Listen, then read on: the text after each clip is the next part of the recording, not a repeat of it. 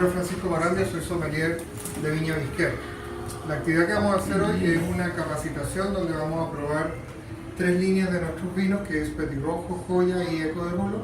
Yo les voy a hablar un poco de la viña, les voy a hablar un poco a cada uno de los vinos y también les voy a dar tips con respecto a lo que es el servicio del vino en mesa, cómo ofrecerlo, cómo maridarlo, cuál es la manera correcta de presentarlo.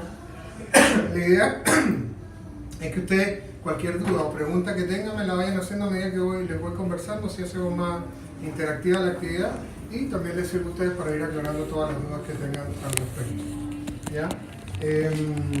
Partamos entonces. Visquer es una viña que está ubicada en Colchagua, en el Valle de Colchagua, específicamente en Marchihue. Marchihue es una subzona dentro del Valle de Colchagua que es un poco más fresca que el resto del valle. Nuestros viñedos están a 30 kilómetros en línea recta de la costa, del mar. Estamos pegados a la parte interna de la cordillera de la costa, entrando hacia el valle, por supuesto. Entonces es una zona que se beneficia del clima oceánico, del clima del Océano Pacífico. Por ende, como ya les contaba, esta subzona es un poquito más fresca que el resto del valle, que la zona central del valle o que la precordillera, donde tiene mayores irradiación solar. Visquer es una viña que se fundó en el año 1966 más o menos por don Osvaldo Visquer, que fue el pionero en ver ciertas características en el Valle de Colchagua para la viticultura. Fue una de las primeras viñas en instalarse ahí en el valle. Hoy en día es una viña que sigue siendo manejada por la familia Visquer, en este caso por sus hijos, siendo el más visible de los Visquer Sebastián, que es el gerente general de la viña. Y es una viña que siempre desde un principio se enfocó en vinos de calidad y vinos que hablen del lugar donde están hechos y de la uva con la que están hechos. Por eso también un poco el trabajo que tiene la viña o la filosofía para trabajar la barrica. Tratamos de que la madera no sea la protagonista, sino que la uva sea la protagonista. El vino se hace con uva, tiene que saber y oler a uva. Un vino, cuando uno abre un vino y huele solamente a madera o sabe solamente a madera, no es algo... A ver, hay gente que le gusta ese estilo de vino y está bien, pero no debería ser lo ideal. Yo por lo menos como sommelier, cuando me encuentro con vinos así de ese tipo, desconfío un poco de ese tipo de vinos, porque puede ser que algún defecto hubo y el enólogo trató de enmascararlo colocándole más barrica para que no se notara ese defecto, ni en nariz ni en boca. Como yo les comentaba, la madera tiene que jugar un papel de complemento en el vino, de aportarle cierta complejidad y ciertas características, pero no puede ser la protagonista. O sea, no puede ser que si uno hace un vino con Carmener, al abrirlo y tomarlo y olerlo, solamente me huele a madera y me sepa madera. En este caso, Visquer usa barrica de roble francés, solamente no usa roble americano, no porque el roble americano sea más malo que el roble francés, sino porque el estilo de vino que quiere conseguir la viña va hacia vinos un poco más elegantes, donde la madera esté en un segundo plano y no sea tan protagonista. El roble americano tiende a ser mucho más fuerte su interacción con el vino. ¿Qué es lo que hace la madera en el vino cuando tú lo guardas en esta barrica? Se produce un intercambio de taninos entre los taninos del vino y los taninos de la madera. Y a su vez la madera le aporta ciertos componentes aromáticos que hacen que el vino gane complejidad aromática y se produzca este llamado bouquet del vino. Normalmente los vinos siempre tienen 3 familias aromáticas. La primaria, que va ligada a los aromas propios de la uva; la secundaria, que tiene que ver con los aromas que se van aportando en el proceso de la fermentación; y los terciarios, que son los que va aportando la maduración en barrica. ¿Ya? En el caso, por ejemplo, de las líneas, lo que es Petirrojo, es una línea que no usa barrica. Ya son vinos que se guardan por 6 meses en tanques de acero inoxidable, y dentro de estos tanques de acero inoxidable se colocan chips de barrica, que son unos cubitos de barrica francesa. La idea es que sea un vino muy fresco, muy frutal, pero que no pierda, y que tenga una pequeña complejidad, algo un poquito más de estructura, pero siendo todavía muy fresco, muy frutal. Un vino que gusta mucho a personas que están empezando a tomar vino, o a las mujeres, porque no es tan seco, no es tan astringente. Después en esta línea Petirrojo nosotros manejamos 5 variedades de uvas: Sauvignon Blanc, Chardonnay, Merlot, Carmener y Cabernet Sauvignon. La Joya, que es la línea Gran Reserva, es una línea donde los tintos sí tienen barrica. Son vinos que se guardan entre 6 a 8 meses en barrica francesa de tercer uso. ¿Ya? ¿Qué quiere decir de tercer uso? Que esa barrica anteriormente se había usado 2 veces con otros vinos, para criar otros vinos. Cuando va teniendo más uso la barrica, la interacción de esta con el vino es mucho más suave, no es tan invasivo. Entonces es más gradual, los aromas son más sutiles, no son tan marcados. El roble francés, por ejemplo, ¿qué aromas le puede aportar al vino?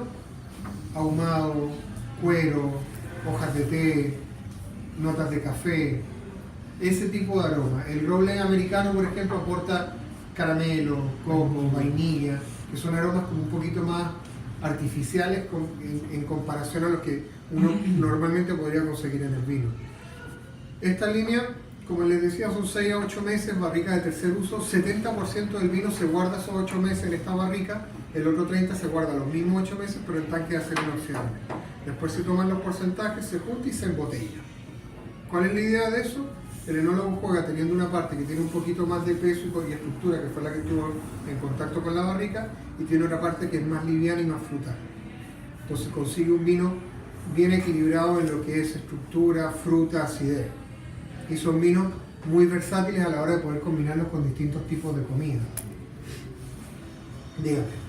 ¿El primer y segundo uso de esas barricas es con los mismos vinos de la viña o de Sí, otros por ejemplo, vinos? en el caso de las barricas nuevas, nosotros las usamos para Tralca, que es el ícono, y para Cuclay, que es el super premium.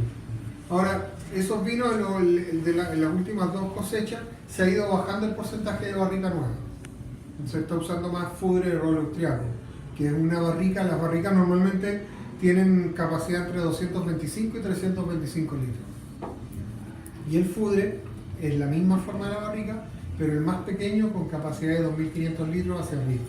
Entonces tiene una superficie más amplia de contacto para el vino, pero a la vez tienes menos cantidad de vino en contacto con esa superficie.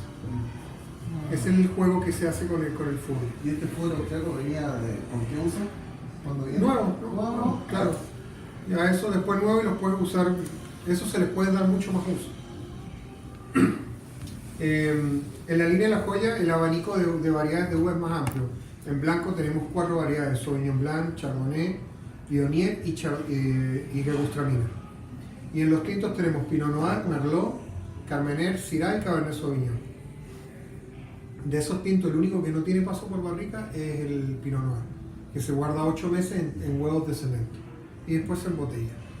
Y la línea Eco de Rulo es un single vineyard, es un concepto que en Chile se usa, por ejemplo, imaginemos que esta mesa son viñedos, pero esta de acá tiene una calidad de suelo diferente al resto. Entonces, ¿qué hace el enólogo? Dice ya, esta por calidad de suelo me da una calidad de uva superior al resto, entonces yo esto lo voy a trabajar diferenciado.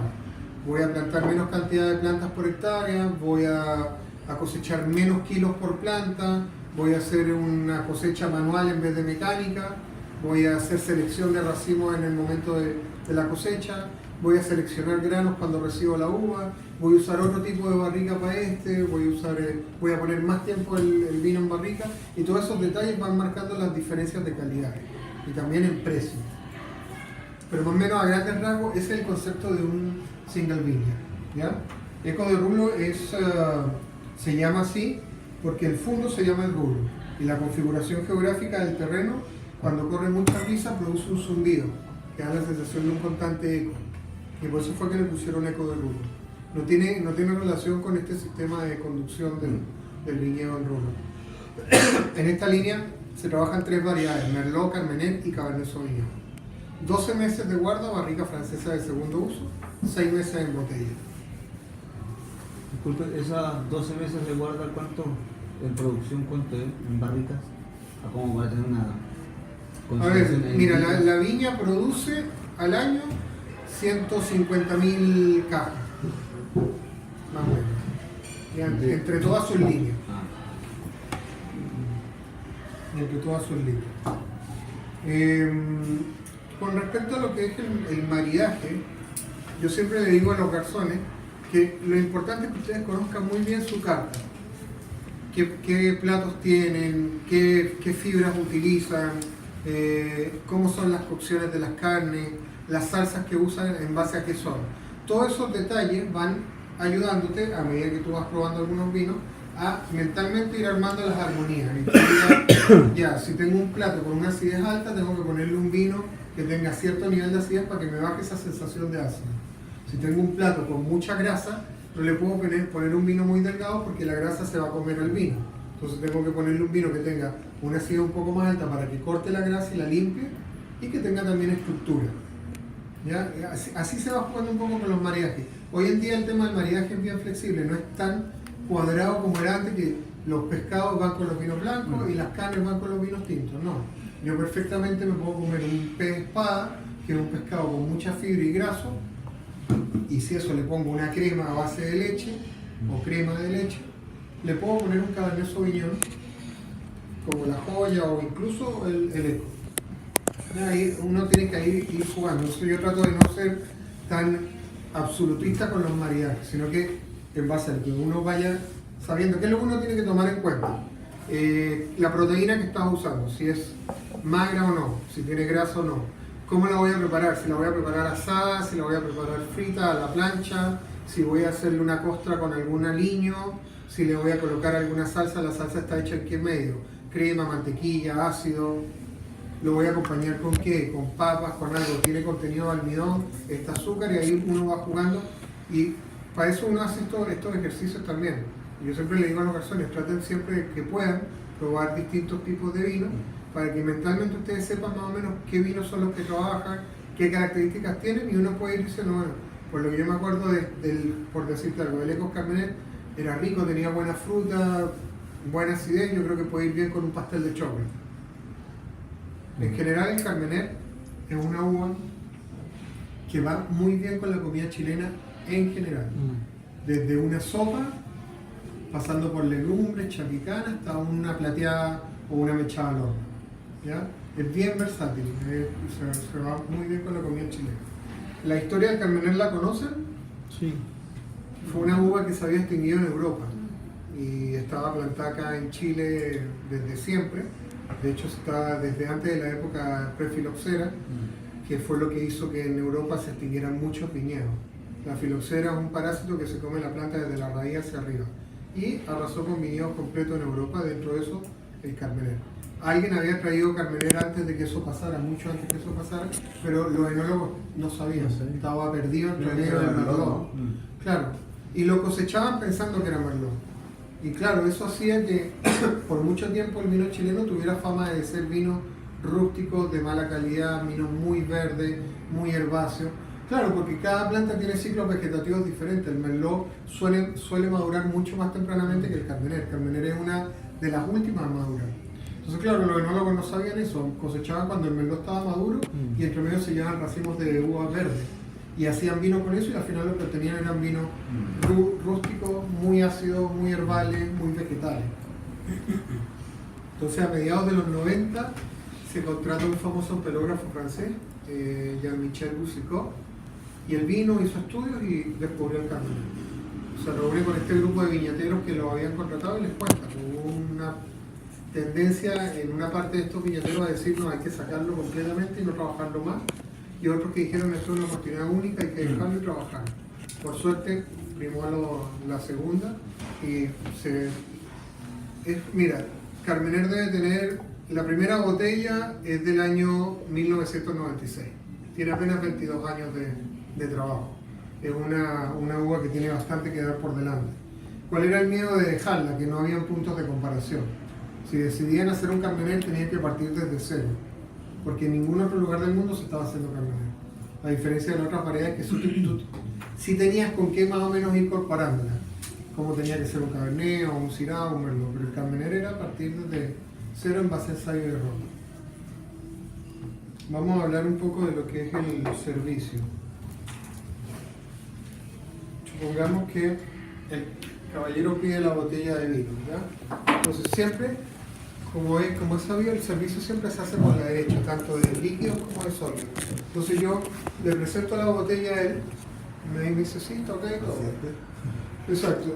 Normalmente hay restaurantes que tienen mesas de apoyo, donde uno, por ejemplo, el sommelier las usa para hacer el servicio. Si no, uno lo hace en la misma mesa del cliente, pero en una esquina que no esté tan encima de él.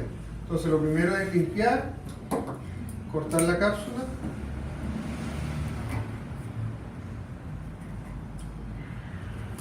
Todo esto también cuidando la temperatura de servicio. O sea, por ejemplo, yo ahora cuando llegué le dije a Luis, Sí. que temperáramos un poco las botellas, porque como las teníamos en la bodega de Santa Rita, estaban muy heladas. Y ahora en esta época, acá en esta zona de Chile, hace mucho frío. Entonces servir un vino muy frío, el frío excesivo en el vino, sobre todo en el tinto, te potencia mucho lo que es la parte de la acidez y hace que el vino se sienta un poco metálico en boca, con una sensación que no es muy agradable. Entonces, ¿qué es lo que se hace para temperarlo? Igual como si uno lo fuera a enfriar, pone agua hirviendo y agua fría en partes iguales y lo sumerge cerrado, ¿ya? Lo va girando cada 5 minutos y antes de abrirlo lo invierte y lo gira para que toda la temperatura de la botella sea uniforme.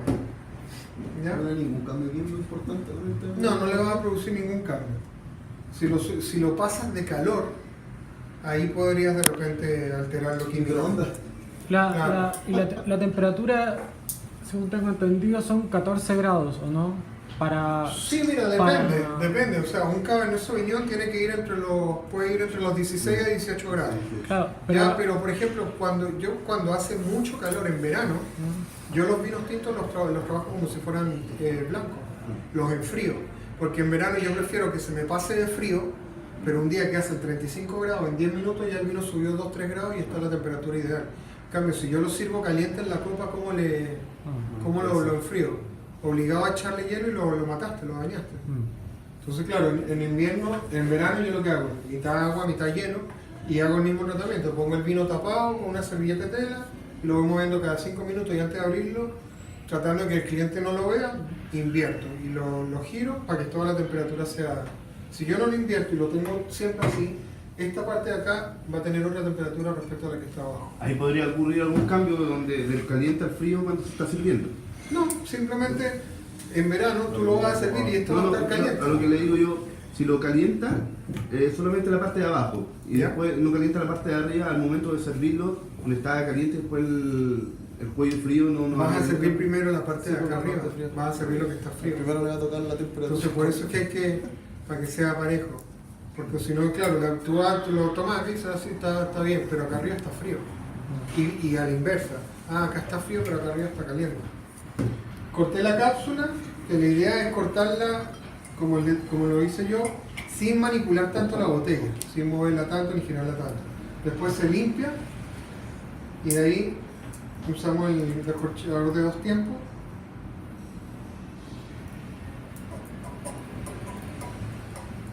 Yo he visto que muchos garzones meten el tirabuzón hasta ahí o incluso más arriba. Y ahí empiezan a hacer fuerza y a pelear con el corcho. ¿Qué va a pasar? Lo van a romper porque el corcho se expande y se pega a la pared del vino, de la botella, perdón. O van a hacer un ruido, el clásico que no debería ser. El servicio del vino tiene que ser lo más silencioso posible. ¿Ya? Y al usar los 2 tiempos, el corcho sale limpio, sale sin ningún ruido.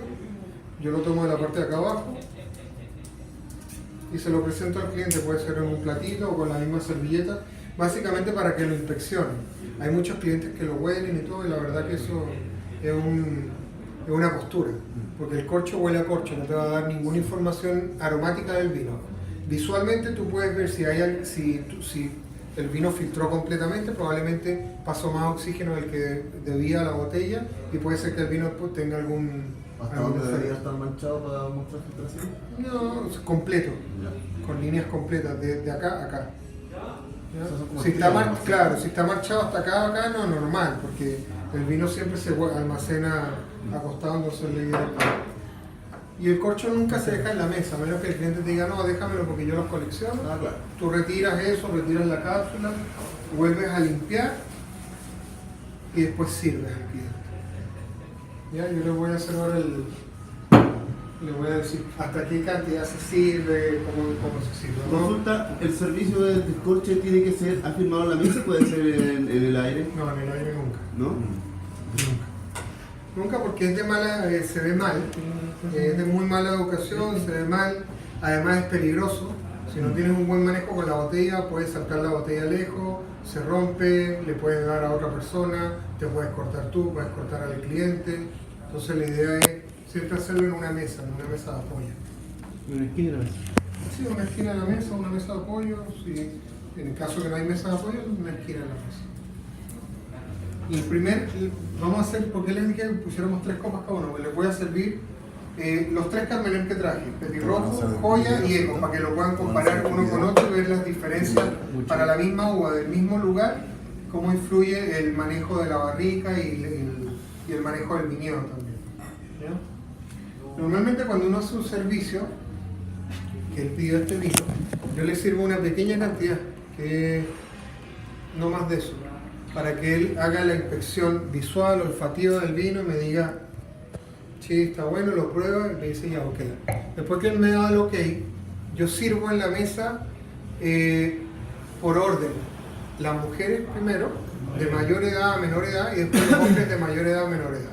Si yo, por ejemplo, determino o logro determinar que en esa mesa él tiene a personas invitadas, se le sirve a los invitados primero en ese mismo orden y después al resto de la mesa. Siempre se le sirve de último a la persona que pide el vino, así sea mujer. Porque esa persona hace las veces de anfitrión. Entonces, por educación y cortesía, uno no le sirve primero al anfitrión y después al resto.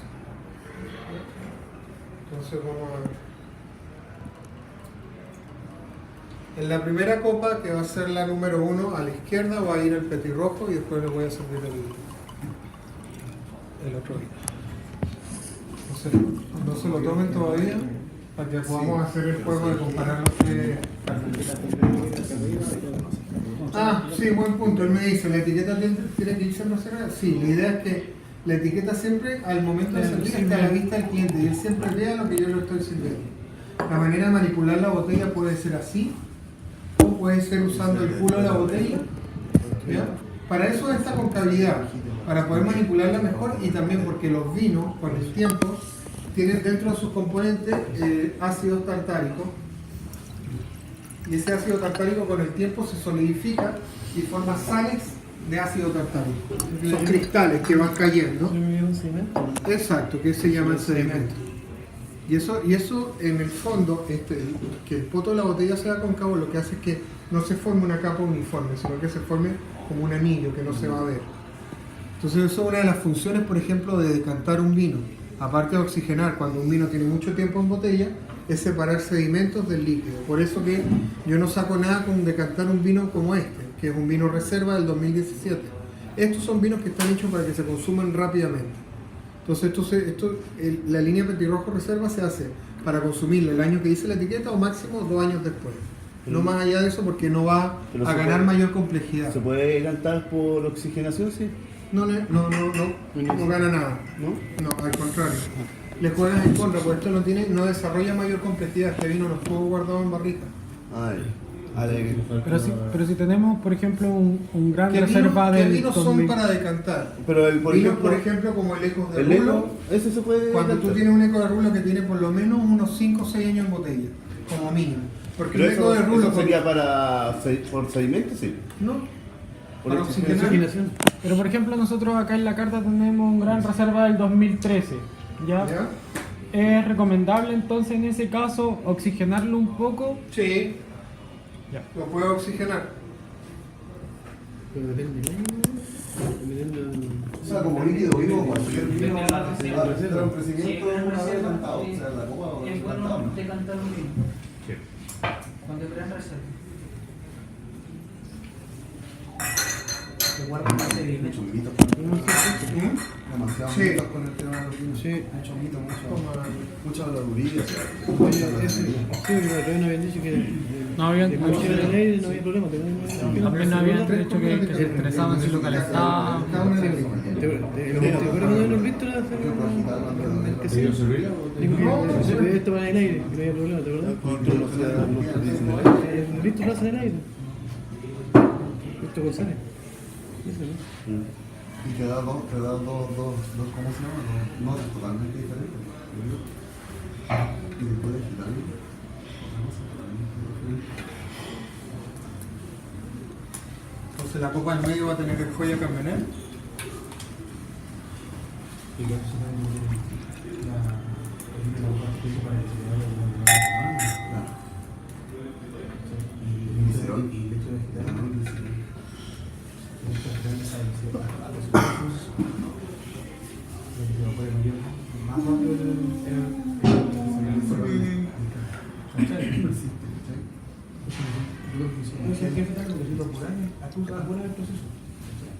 después ya no, sí,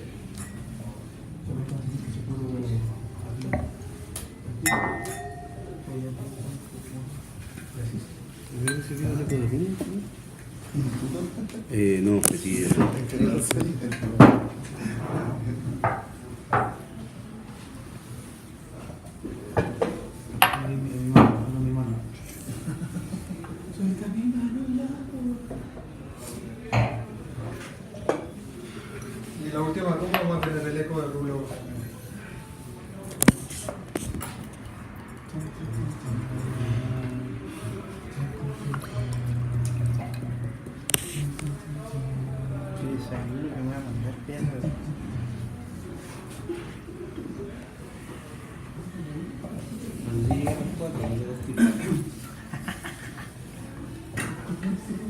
También está el osito.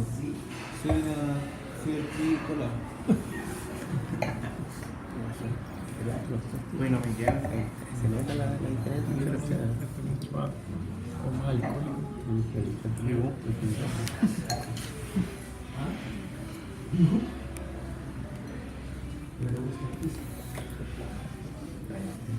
Marti, si no podía, para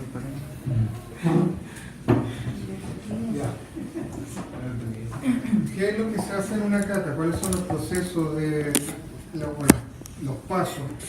Hay tres que son bien marcados, la parte visual, la parte olfativa y la gustativa. En lo visual, principalmente en los vinos tintos, uno busca que sean colores bien definidos, con buen brillo y que no presente sedimentos o turbidades. Por eso que de repente cuando son vinos muy antiguos, uno los decanta para dejar los sedimentos en la botella y no en el decante.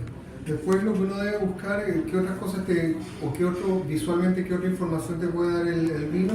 Por ejemplo, dependiendo de qué tanto se pegue de la copa, uno puede ver la densidad, la viscosidad del vino, el cuerpo, el volumen que tiene. Después, por ejemplo, el menisco es el borde del líquido que toca la copa y ese menisco, dependiendo de las tonalidades que tiene, te da información de la edad del vino. Si esas tonalidades son violetas, obviamente tienes un vino que es joven, ¿ya? Cuando esas tonalidades van hacia los tonos ladrillo o ocre, es un vino que ya tiene por lo menos 5 o 6 años en botella y ha ido evolucionando y cambiando el color. En la parte olfativa hay dos fases, una la copa quieta, que es para obtener los aromas primarios, y después la otra, al agitar la copa yo hago que el vino se oxigene y se abra. Y ahí voy intensificando esos aromas que podríamos haber sentido en la primera nariz. Entonces, lo primero que vamos a hacer es a copa quieta. Y las características de los Carmener van hacia la fruta roja madura, tiene una parte también piracínica o ligado a lo que son aromas de pimentón, que es descriptores muy clásicos de los Carmener. Cuando nosotros, los sommeliers o los enólogos, hablan de que, por ejemplo, este vino tiene aromas a frutas rojas maduras, a pimentón, tiene hojas de té, tiene cuero, ahumado, o tiene pimienta, no quiere decir que el enólogo tiró todas esas cosas dentro del tanque al momento de madurar el vino, sino que todos los alimentos en general tienen composición química molecular que comparten ciertos descriptores aromáticos unos con otros. Entonces, claro, eso es lo que uno dice cuando uno dice, porque el pimentón tiene componentes químicos y moleculares que comparte con esta uva, con el Carmener. Por eso que se siente el pimentón, que cuando el Carmener está verde, se siente el pimentón como si fuera recién cortado, el pimentón verde ya muy marcado, y eso es un defecto. Pero cuando el Carmener está en un punto óptimo de maduración, se siente un pimentón rojo, que es lo que tenemos acá, un pimentón morrón, un pimentón más dulce, fruta roja madura y algo de pimienta, ya algo de mentol también. Si lo vamos comparando con los otros, vemos cómo va el hecho de que el paso por barrica ya le va aportando notas ahumadas y de cuero. Yo creo que es más aromático que... Y también las notas de madura de fruta. Si en el primero teníamos la roja, la fruta Ahora ya roja se abrió bien el otro, madura, aquí la fruta el está eco, como ¿cachai? hervida. Ya se abrió, la cagó. Fruta roja, y en el último, en el eco, hay mucho más complejidad aromática, hay cuero, hay humo, pero la fruta roja es como una compota. Cuando tú haces ese puré, una compota para una mermelada, como más concentrado ese sabor, ese olor, perdón, de la... Claro, y si lo hueles a la inversa, empezáis a percibir que este es mucho más frutal el primero. La idea de hacer este ejercicio de probar 3 Carmener de una misma bodega de líneas distintas es ver cómo va subiendo la intensidad aromática, la intensidad de sabor, ¿Cachai? Mira, el huele el color. primero, ¿Ya? o sea, Se nota huele- mucho de... huele el eco. En estos dos son como casi iguales, pero aquí ya cambia drásticamente los olores y todo. El color Carmener, igual. Mira, el Carmener del Ecos de Rulo es 2015, la Joya es 2017 y Petirrojo es 2017. Vamos a probar el Petirrojo. Pero aunque sean del mismo año, los colores no son iguales entre el Petit y la Joya. La diferencia es que bueno, Claro, porque tiene paso por barrica y la barrica igual te Aporta la afecta un intensidad del poco. color. Exacto. En algunos de los vinos, disculpe, yo lo que tengo entendido igual es que se le agrega un porcentaje de otra cepa. Igual. Cuando haces una mezcla, cuando haces un blend. ¿Ya? No solamente cuando es un ensamblaje, sino que... Claro, a ver, la legislación en Chile te permite tener hasta un 75% de una uva y el otro 25% lo puedes mezclar con otras variedades. Y no es necesario que especifiques qué variedad. Sí, la hueá del vino no va a ir Si cumpliste escuchando. con ese 75 le puedes poner que es Carmener. En el caso de estos vinos, lo que dice la etiqueta es 100% lo que tiene la botella. No tiene porcentaje de mezcla. De hecho, nosotros el Cuclay es un 75% de Syrah y el otro porcentaje es Cabernet y Malbec. Y aún así lo pusimos. Podríamos haberle puesto Syrah. Pero no, decidimos no, va a ser un blend y va a decir qué es lo que tiene. El petirrojo es más suave, más frutal y más liviano en boca. Es Joya.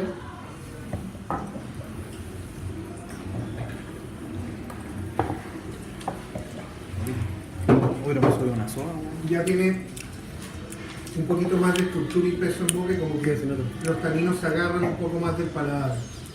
Pero tienen una cosa en común los dos te hacen salivar. Son vinos que abren el apetito.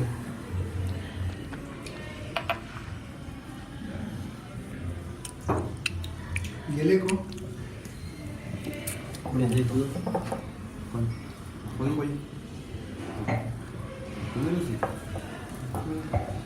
Vamos a ver este promedio. en el eco ya el acidez baja un poco. No se siente tan marcada como en el primero, como en el pelirrojo, como es más frutal, se siente más viva la acidez. Acá, como ya tiene 12 meses en barrica, 6 meses en botella, en un 2015, se siente mucho más suave, los taninos están más redondos, Tiene 12 y es más meses elegante. en barrica, después 6 meses en botella y después sale a la venta. Exacto, tal cual. 12 meses de barrica francesa de segundo uso, reposa 6 meses más en botella y de ahí sale a la venta.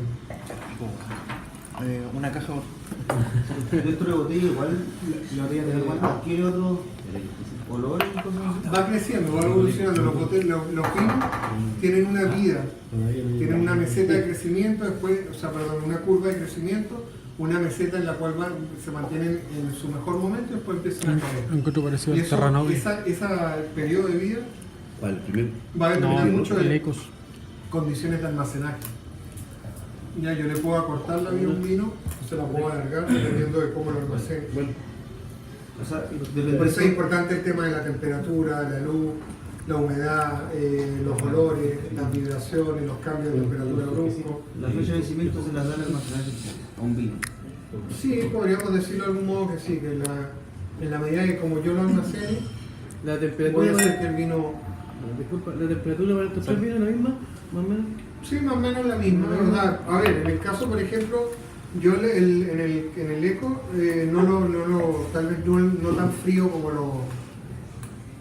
como el podría ser, por ejemplo, el petirrojo o el coño, ¿ya? Que esos pueden ser un poquito más frescos.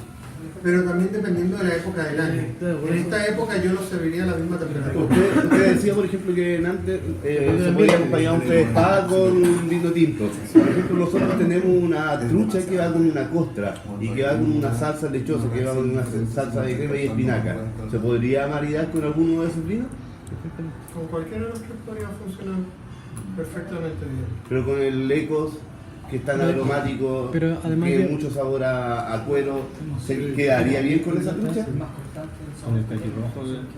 Pero además, Tal vez con el petit podría ir un Oye, poco mejor. pero Perdón, con la joya.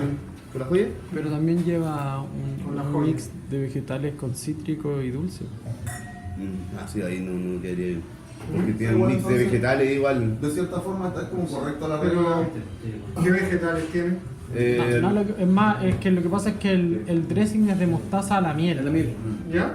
Entonces se genera como una dulce cítrico, una cosa así, es el... Pero la acidez de la joya te ayuda a bajarle los cítricos Ya. y al final te potencia los frutales. O sea, andaría bien aunque la mezcla sea de finas hierbas, crema y cítrico. Sí, yo creo que sí. ¿Sí? Pídete uno y lo probamos al tiro. Vacía en una copa la primera para servir el joya cabernet.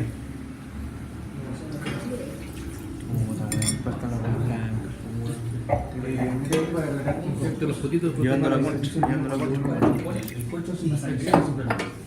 El tema del olfato y luego del gusto. ¿Qué iba buscando en el ¿Qué iba a buscar el cliente? ¿Qué cliente se lo sabe? ¿O no maneja mucho ese tema? Nunca más lo olvidé. Sí, en el fondo lo que uno tiene que buscar en cada una de las etapas es que sea un vino correcto, bien presentado. En lo visual, que no tenga sedimentos, propiedades. En el olfativo, que no presente algún olor desagradable que pueda ser, por ejemplo, sinónimo de algún defecto. Algún aroma, por ejemplo, de trago húmedo, de agua estancada, de encierro. Y después en la boca, obviamente que el vino tenga una estructura, que tenga que no sea un vino completamente plano o sin acidez o sin estructura o que pase como si fuera agua.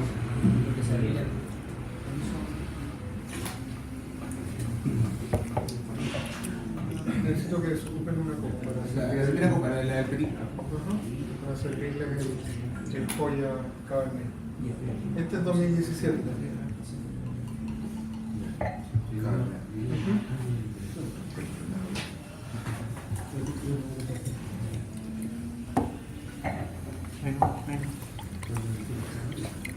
Cabernet tan característico. Sí. Igual el de la joya no es como un palo. Menos fuerte, como decía. Puro palo. ¿Qué llama eso? Sí, la gente le gusta mucho el que es como palo. Chicas, sobre todo las chicas. ¿Qué?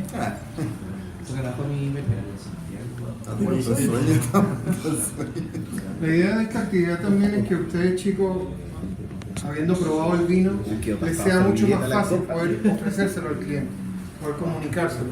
Es más fácil poder vender algo que uno ha probado a vender algo que uno nunca ha probado.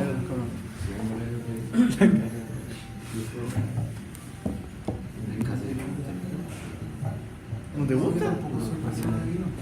Yo de tomar mucho vino. Pero vino merlot. El Cabernet Sauvignon es una variedad que se caracteriza por mucha fruta negra madura, una parte que va por el lado del mentol, del eucalipto y la pimienta verde. Y también algo de esta que comparte con el Cabernet del pimentón, pero en menor medida. Pimentón y ají, misma familia, ¿cierto? Sí, ¿Sí? ¿Cuál es el término? el tiracini. Sauvignon blanc. Sí, el Sauvignon Blanc tiene esas notas de espárrago, de ají verde, de palmito en algunos casos. En el caso de este Cabernet, mucha fruta negra madura, mora, ciruela. No le den idea. Y tiene esa nota mentolada. Generalmente los Cabernet Sauvignon en Chile por mucho tiempo eran Cabernet Sauvignon muy súper concentrados, secos, astringentes. que normalmente uno los tomaba y era como que te encogía completamente el paladar, como que lo secaba. Prueben este.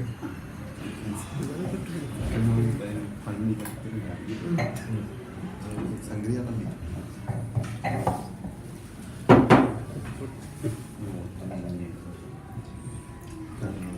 Es frutal, dulce, la primera entrada, rico, buena acidez.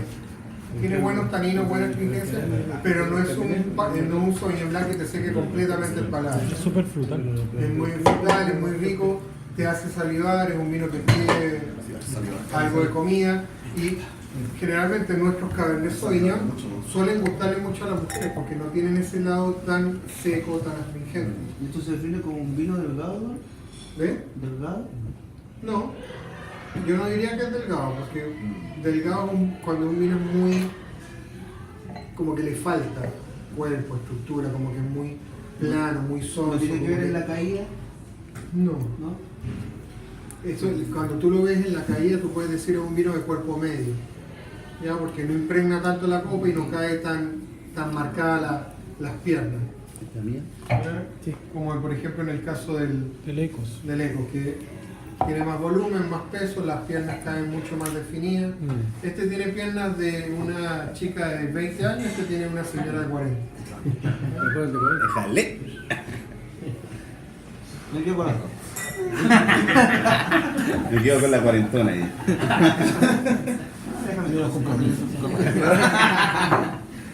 ¿Qué les parecieron los vinos en general? En cuanto al maridaje de este vino, bueno, sabemos que los cabernet generalmente van asociados a las carnes rojas, pero en este caso, ¿qué otro maridaje perfecto sería para este cabernet? Yo este cabernet lo he comido con pescado. ¿Con pescado? ¿Se Con puede salmón, comer? con pez de espada, con bacalao. O sea, es plato de complejidad alta. Claro. Pero por O ejemplo, sea, pero por ejemplo en el caso de este particular de la joya acá, yo a esto no le tiraría, por ejemplo, un asado de tira con mucha grasa, Mucha mucho grasa. sabor.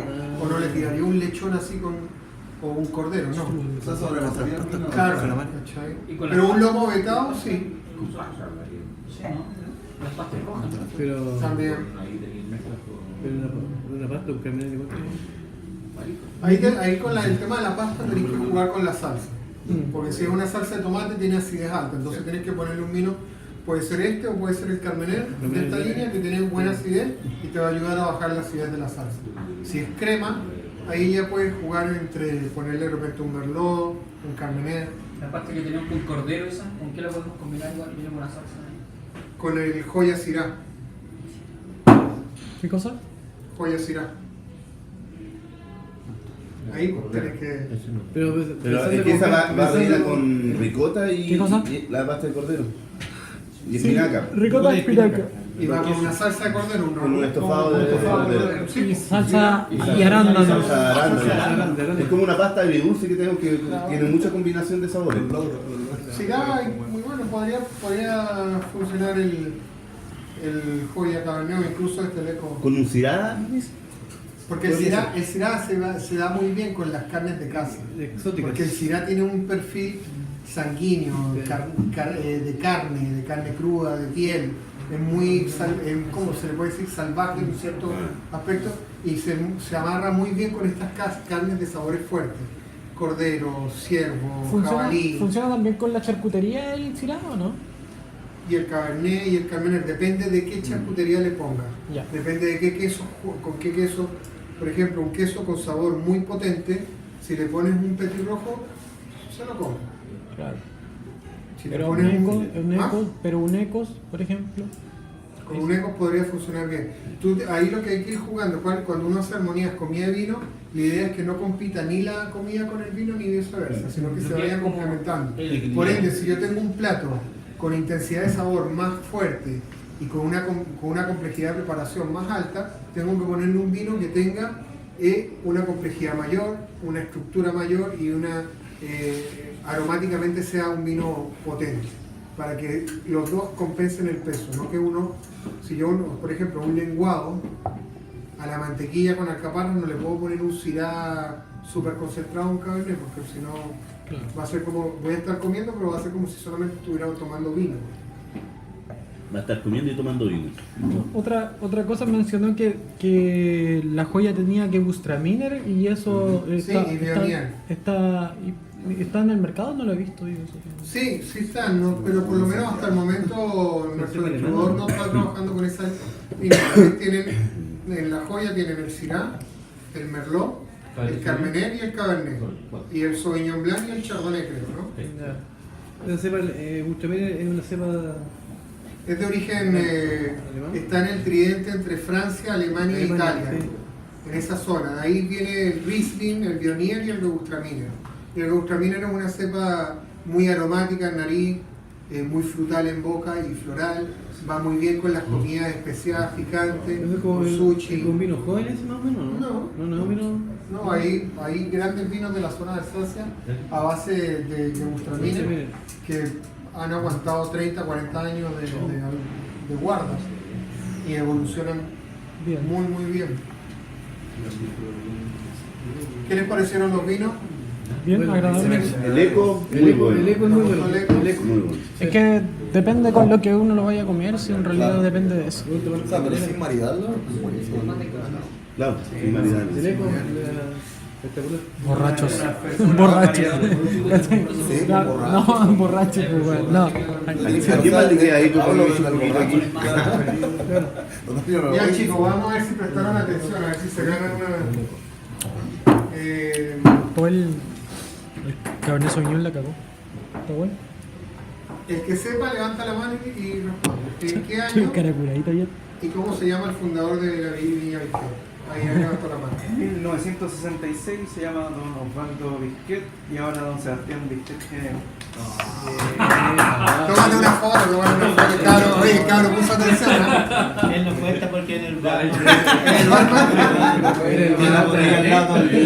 Se vale el barman. ¿Chupa todo el día? Sí, mira, no chico. Eso es lo menos. Saliendo el turno igual. Parte como hasta ahora. Otra más, que alguien levante la mano. ¿En qué año se hizo la primera botella de Carmenera en Chile? 1996. No, acá él levantó la mano. Toma. Al agua, al agua. Sí.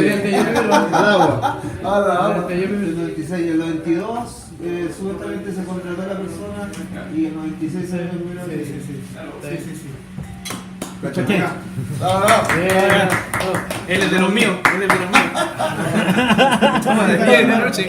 Ponte cadenero. No es bar, pero chupa todo el día. Es un descorchador humano. Bueno chicos, darle las gracias por el tiempo y la atención prestada. Estamos a la orden, ¿eh? Ya.